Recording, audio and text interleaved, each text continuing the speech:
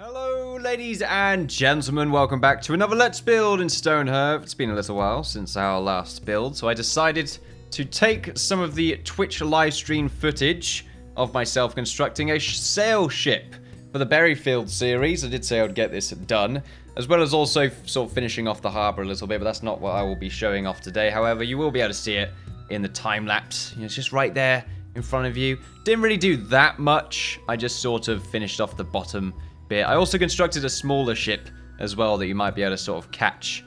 It's just a sort of right in the back right there. More of a river side vessel, I would say. This one's just meant to go into the ocean. So it took about 3 to 4 hours, I would say, to finish, and was a hell of a lot of fun to construct with the help of those in chat. They were really good at spotting mistakes, which is a bit of a problem I have when building. So live streaming it ended up being a really good idea, and also a good number of ideas from those in chat at the same time. So thank you very much for that. Very much appreciated. The time lapse is going at about 7 times speed, and I did cut off a few sections as well. 4 hours of footage, roughly. I wanted to try and keep the video short, and I wanted the time lapse to not be too jarring. 7 times is usually what I have it at. Some people don't like it. I mean, I'm okay with it myself, but it might be a little bit too fast. Do apologize if it does hurt the eyes a little bit. But there we are. So yeah, but it did take quite some time. So do apologize. The video is still quite long, even though it's at 7 times speed. And I did cut off a lot of sort of, I wouldn't say irrelevant parts, but you sort of get the idea of what I'm doing with the construction on some sections. So right now, I am constructing the hull of the ship. I didn't really bother putting a rudder in. I don't know why, but I'm sort of getting the center right here. So that middle bit that you see, that's not the mast or anything. That's just so I know where the middle section of the boat is, although the sail ship. Calling it a boat, I think, is a little bit of an understatement, really. I mean, it just doesn't sound as grand as what I feel like the sail ship really is once you see its completion. It's actually quite nice. I'm kind of worried, though, that finishing it off and it being in the state that it is, that it kind of is a bit much, maybe, for the other builds. I did want to keep it kind of simple, but I don't know, I just sort of kept well, it turned out fairly well, I would say. I wasn't expecting it to look that great, but it's quite nice. There we are. I mean, you know, I've built a boat before. I've constructed a similar looking vessel in Minecraft before, so I've got a little bit of experience, but it was pretty much the first proper go at it, and it ended up looking good enough, I would say, for the series. So right now, I'm pretty much constructing the back. Like I said, I didn't really put a rudder in. I didn't really see the point. There are a few bits and bobs here and there from a sail ship that I just sort of didn't throw in. Just because of the blocky nature of the game, it might look a little bit unrecognizable and just sort of be a weird addition that could be considered unnecessary. The color of the hull is also relatively the same, which you could say is a bit odd, but it's actually not that bad once you see the ship spawned in completely. At the moment, it is below the water for the most part, and that has been leveled off. You can see a little hovering block. If you can quickly catch it, just sort of hovering there. That's the water level. So that block should be where the water sort of stops, essentially. Where the water stops. Yeah. So anything beyond that point upwards is going to be above water. So we want things like the cannons, essentially the cannon holes, to be above that level, just so it doesn't look too weird and water will be draining into the I don't know, the main deck, I suppose, or the hull sort of storage section of the ship. We're also right now constructing the forepeak or forehead of the ship.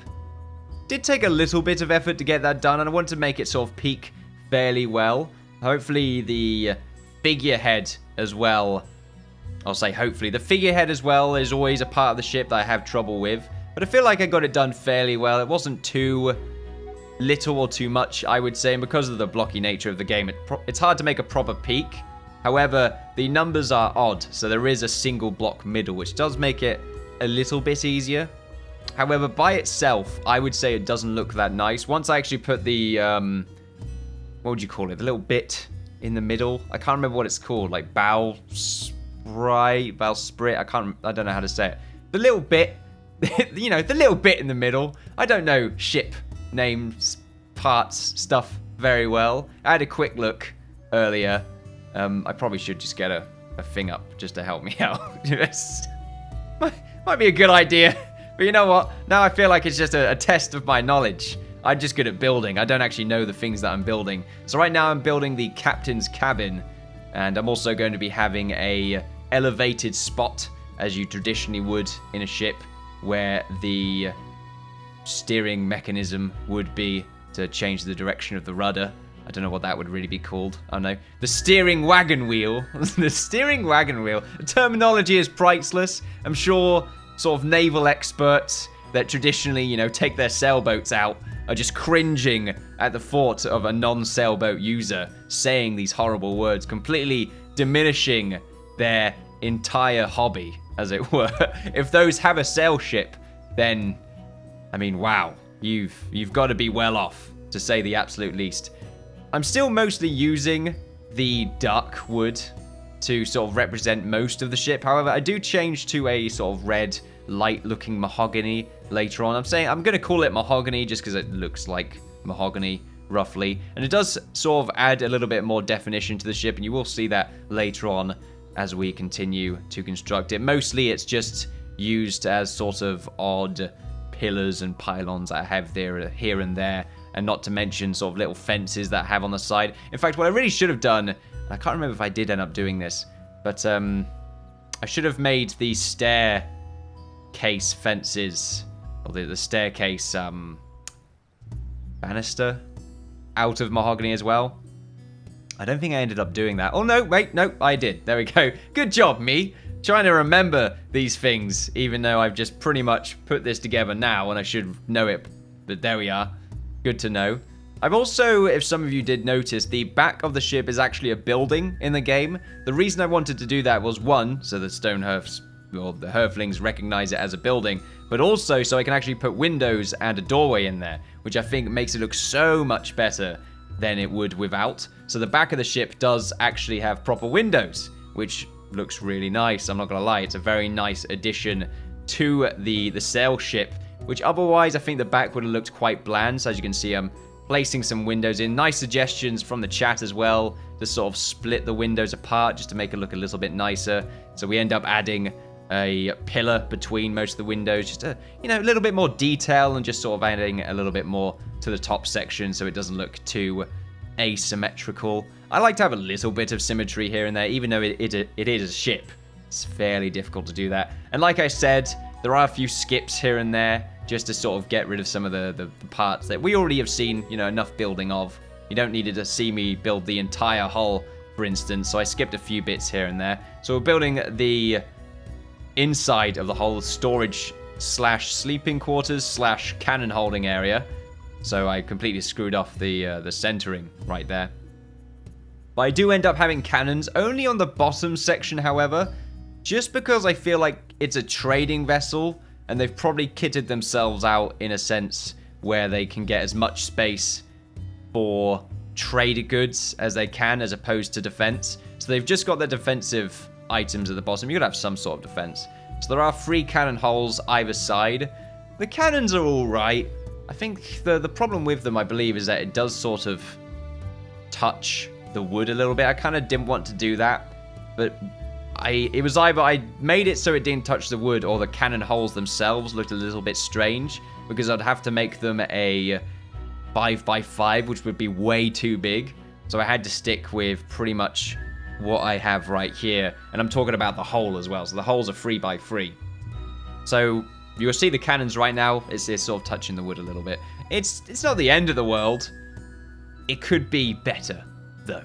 But, you know, it's fine. It's fine. I constantly just, you know, try to analyze my build so that in the future maybe I could construct something and think about a part that I didn't like previously in a construction and work around it. It just makes life a little bit easier. You can see at the back right here, I placed the cannons. I do end up placing a wooden bit at the bottom as well, so it looks like they're sort of grooved in So it looks kind of like a proper cannon. I kind of like it. It does get a little bit fast at this point. I do apologize.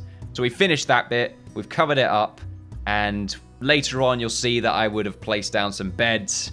I keep saying and. It's annoying me. Some beds. The cannons, I believe, have a few storage boxes near them, if I recall correctly. It's meant to be the sleeping quarters as well. But now we're starting on the mast, which is a very important part. We're also going to be adding a front mast and a back mast.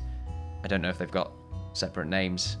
Just masts. Just call them masts for now. The middle one is larger than the other two. The one at the back, I think the one at the back and the one at the front are very similar.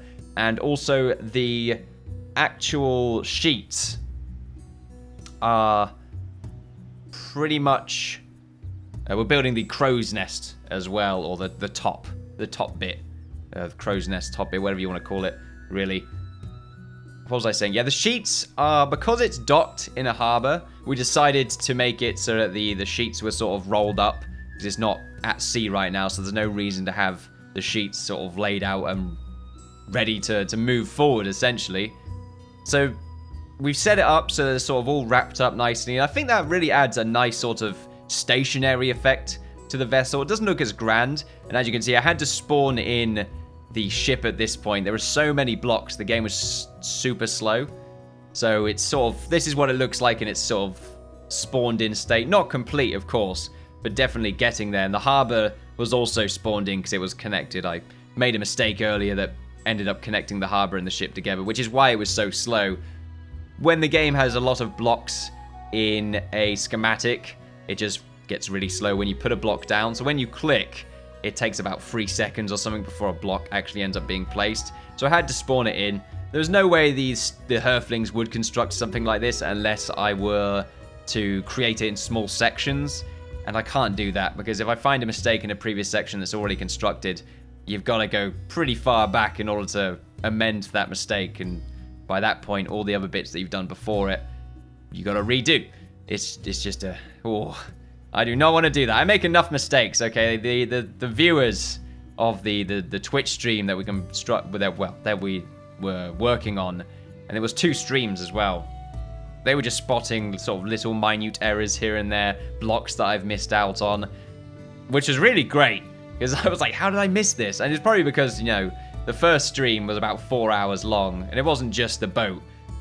But after a while, you sort of get a little bit fatigued. So as you can see, the sheets have been pulled up on all of the masts.